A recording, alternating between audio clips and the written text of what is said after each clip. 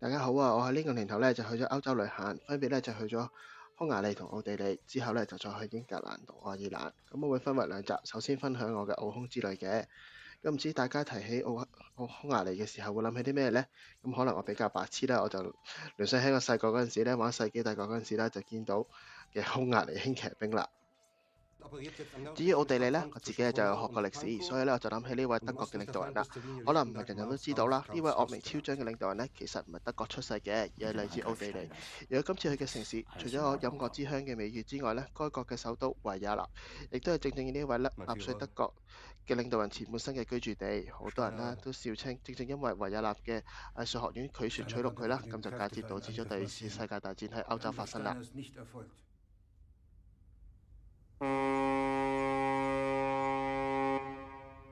好，事不宜遲，我即刻同大家分享下我成個行程嘅第一站匈牙利嘅布達佩斯。今次我係由香港出發，乘搭土耳其航空到達布達佩斯。我想同計劃到歐洲嘅行事講，尤其是係首次到訪歐洲嘅觀眾提醒，歐洲嘅 B&B 或者酒店未必會一定好似日本咁會彈性處理你嘅行李寄存，有啲酒店會拒絕暫存行李，或者需要另外收費。咁好彩我嘅 Airbnb 房東願意彈性處理啦，咁就俾我同阿媽提早入住嘅。提早入住之後啦，咁我哋就放低行李，隨即起行。咁我哋咧就去咗布達佩斯中央市場試食當地嘅食品。咁我咧就數埋匈牙利係以價廉物美見稱啦，但係你見到個匈牙利午餐居然叫價大約50幾歐元喎。咁第一，我到埗先知道原來匈牙利嘅貨幣咧係匈牙利福納而唔係歐元。而原來呢啲店員咧會好心問你使唔使加啲咩，嗰啲唔係免費嘅。至於食物質素，我只可以話唔係香港人或者亞洲人最中意嘅味道。但係同後來嘅英國同愛爾蘭菜相比，匈牙利菜都算係咁啦。咁食完飯之後啦，咁我哋就去咗中央市場，其餘嘅地方遊走咗一番。咁中央市場俾我感覺咧，會比香港嘅街市更加乾淨，但賣嘅嘢咧比較多嘅係乾貨。咁雖然啦，我哋嘅Airbnb 咧有廚房嘅，但係旅行途中咧真係唔想花太多時間去煮飯啦，所以咧我哋都冇太多嘢。咁嗰個市場咧最出名嘅咧好似係魚子醬，如果有興趣嘅觀眾啦，咁可以睇一睇。但係要留意佢唔係賣匈牙利嘅魚子醬，我冇記錯，其實都係俄羅斯嘅魚子醬。之後咧，我哋就去咗個教堂，咁同歐洲眾多宏偉嘅大教堂唔同啦，嗰個教堂咧就同山脈融為一體嘅。其中一個原因咧，就因為蘇聯佔領嘅時期啦，蘇共係奉行唯物主義嘅，排斥天主教，咁好多天主教教徒咧為咗逃避蘇共嘅迫害，咁教會咧只好改為地下運作啦。咁第一日到埗啦，其實我哋都搭咗10幾個鐘飛機啦，咁我同阿媽都攰啦，睇完呢個景點之後咧，我哋就翻 Airbnb 嗰度咧休息啦。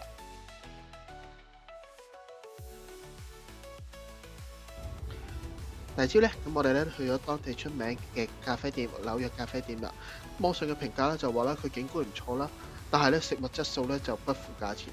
咁可能因為呢個評價嘅緣故啦，其實我哋初都唔會對嗰間咖啡店有太大嘅期待。咁而我哋咧覺得有啲食物質素咧都算係咁，景觀當然唔差啦，其實都仲有音樂可以聽嘅。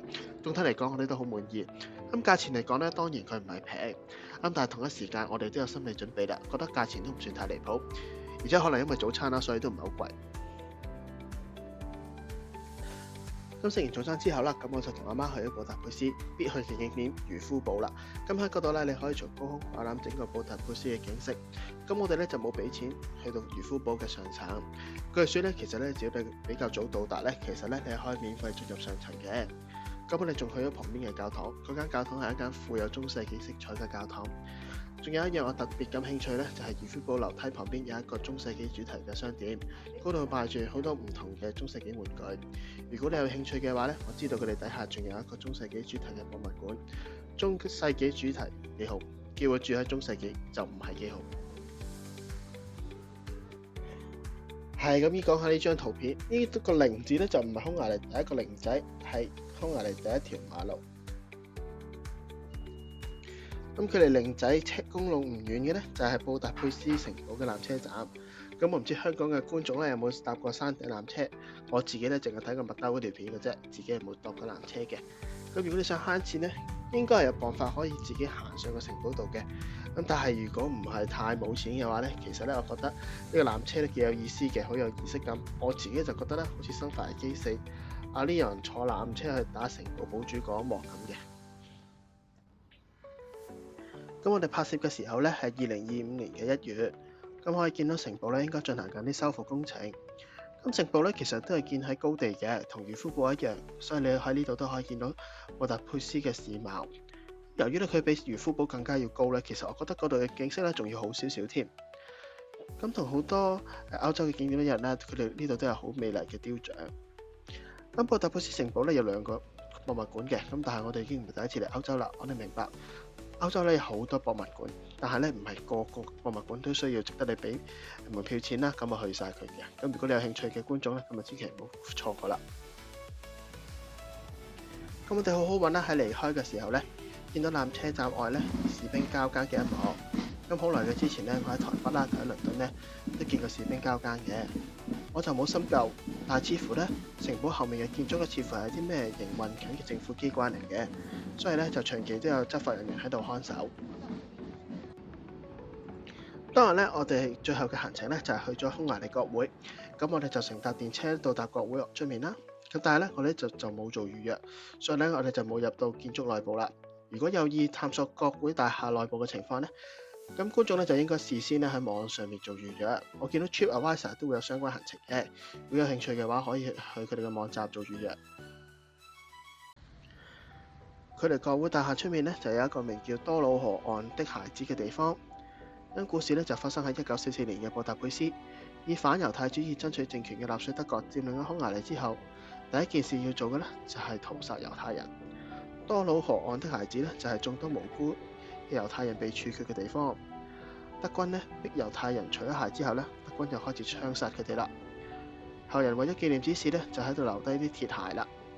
德軍昔日嘅惡行真係遍佈全歐洲啊！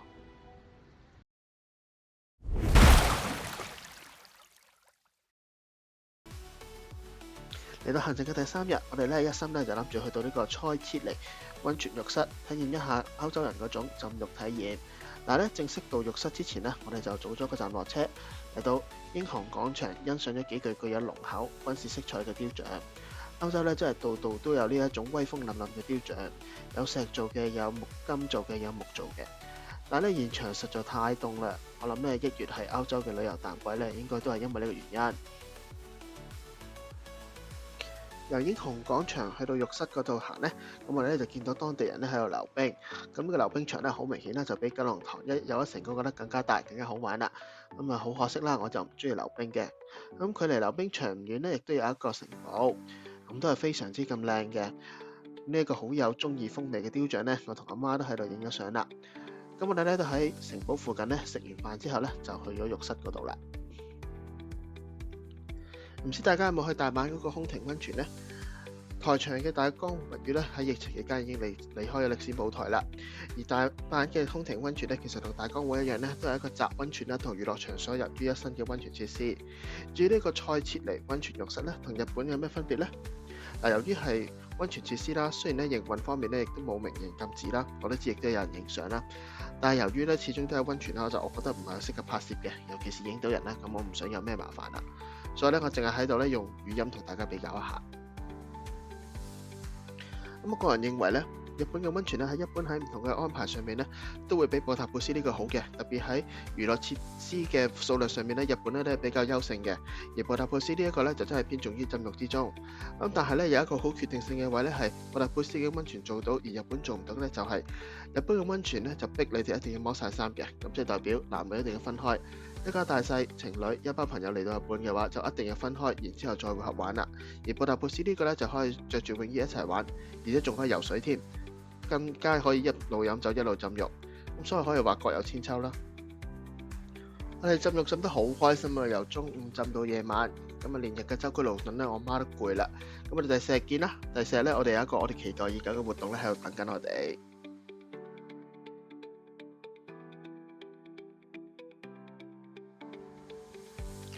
咁第四日朝早啦，咁我哋就去咗聖士提反大教堂，咁又叫做聖史提反大教堂 （Saint Stephen Church）。咁咧，以往啦都係好大啦，好宏偉嘅。唔知點解咧，呢一種告解室，我覺得好似喺香港好似唔係好常見咁。咁呢個景點嘅門票咧有分兩成部分嘅，一個咧就係教堂本身啦，另外一個咧就係教堂嘅頂樓啦。咁如果我建議咧，如果可以嘅話咧，咁都可以去頂樓度睇一睇嘅，咁又可以得到另外一個從高空欣賞布達佩斯嘅機會啦。咁之後咧去咗一個我都唔知點形容嘅博物館，叫做 Light Art Museum。我係喺 Google 揾到呢個景點嘅，咁啊見到網上照片之後咧，就覺得有啲似 TeamLab，咁就去咗啦。咁去到先知原來另一回事嚟嘅。呢個博物館我就真係唔係幾識欣賞，部分內容我真係覺得令人不安。咁去定唔去，觀眾自己決定。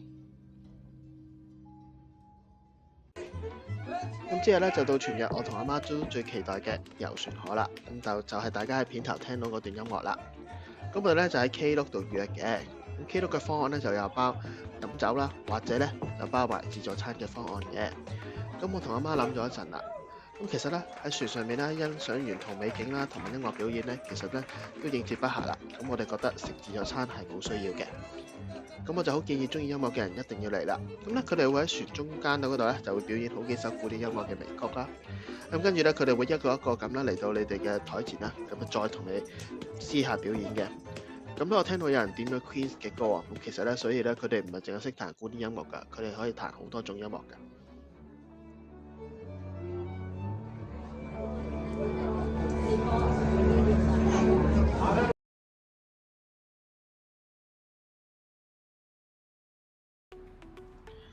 好啦，第5日咧就係布達佩斯嘅最後一日啦。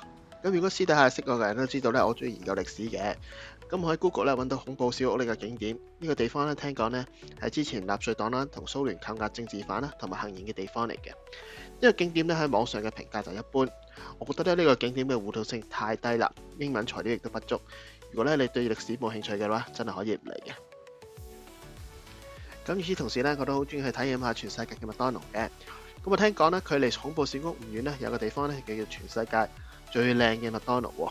咁我咧佢就冇查清楚點解呢間麥當勞可以咁靚、咁古色古香啦。咁俾我感覺咧就好似香港灣仔喜帖街嗰個站嘅建築群一樣啦。咁啊有昔日嘅外觀，咁啊做今日嘅生意。咁食完麥當勞咧，咁我哋都開始搭車啦，就前往維也納啦。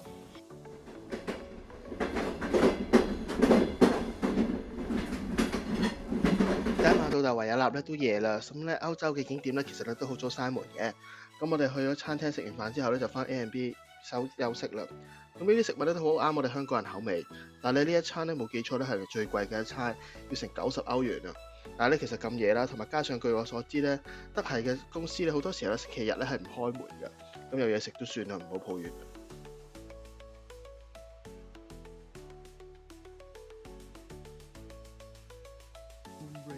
好無聊，但我都想分享下，唔知點解有班人喺一間充滿文物嘅辦公室度做嘢。好啦，分享完一件無聊嘅事之後呢，咁嚟到維也納嘅第2日行程啦。實不相瞞呢，嗰日朝早呢，我行錯路啦，咁先會經過呢間公司啦。咁記得啱啱好呢，就經過呢個叫安河中嘅景點啦。咁如果我冇理解錯呢，呢個安河中呢應該係一間大公司啦，或者一間百貨公司嘅一個古老機械鐘嚟嘅。咁每隔60分鐘咧就會重設一次時鐘啦，咁就會有呢次表演啦。咁我唔知咧係咪因為咧我係中午12點嚟嘅，咁今次嘅鐘聲嘅表演咧特別嘅長，咁由於凍啦，所以咧我同阿媽咧都冇睇埋成個表演咧，咁就行開咗啦。咁我哋咧嗰日咧運氣都唔錯啦，我哋咧就去咗維也納一間好出名嘅餐廳咧叫 Cafe Central。咁你排咗唔使10分鐘咧都入到餐廳啦。咁我覺得呢間鋪咧都唔錯，嘅景色咧同布達佩斯名店相比咧一啲都唔失禮，而且咧呢一間鋪咧中間咧有一個好吸引嘅蛋糕櫃。咁如果價錢嘅話咧，如果你有心理準備咧佢唔平嘅話咧，咁其實咧佢都唔算太貴。我哋都去咗美景宮嘅，但係其實咧全日最期待咧都係晚上嘅音樂會。咁既然維也納咧素有音樂之鄉嘅美譽啦，咁一場嚟到咁可以唔參加一次音樂會咧？咁可想而知啦，音樂會係唔俾拍攝錄影嘅。咁我只係講啦，中意古典音樂嘅咧就一定要去啦。咁咧佢哋會中咧會夾雜上一啲耳熟能詳嘅古典音樂啦，同埋一啲香港人咧會比較少聽嘅音樂嘅。咁值得一提嘅係咧，提到古典音樂啦，好多人可能會諗起樂器啦，好多人鋼琴啊、小提琴啊、喇叭啊嗰啲。但係咧，其實咧，人聲咧都係古典音樂嘅一個重要部分嚟嘅。